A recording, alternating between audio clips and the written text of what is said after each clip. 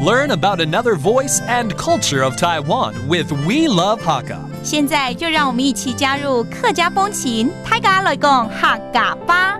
Hello everyone, it's time to talk about Hakka here on FM 100 ICRT. Hello， 大家好，我係阿邊個 Leo。Hello， 大家好，我係 Josephine.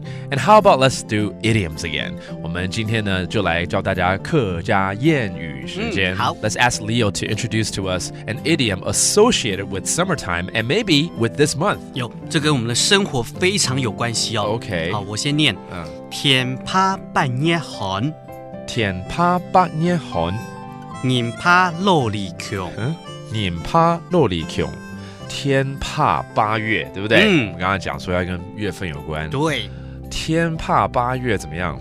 旱灾。旱哦，对哦，不是流汗。八月不下雨，我们就糟糕了啊！旱不是流汗的旱，而是旱灾的旱。对，旱灾的旱。我们是怕流汗，可是天气怕旱灾。对 ，That's true. Okay, the first part of this idiom is during the month of August, we're afraid of a drought.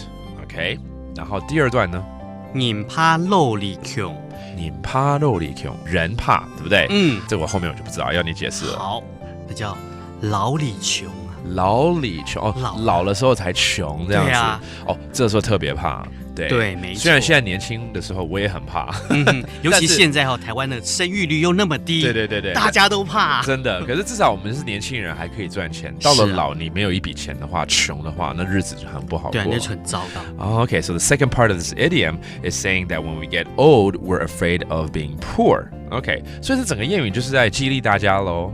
对啊，是不是就是说，你应该是激励大家说，你要及时努力，要把握当下，好好的赚钱，以后这样才可以养老，对不对？真的是这样子。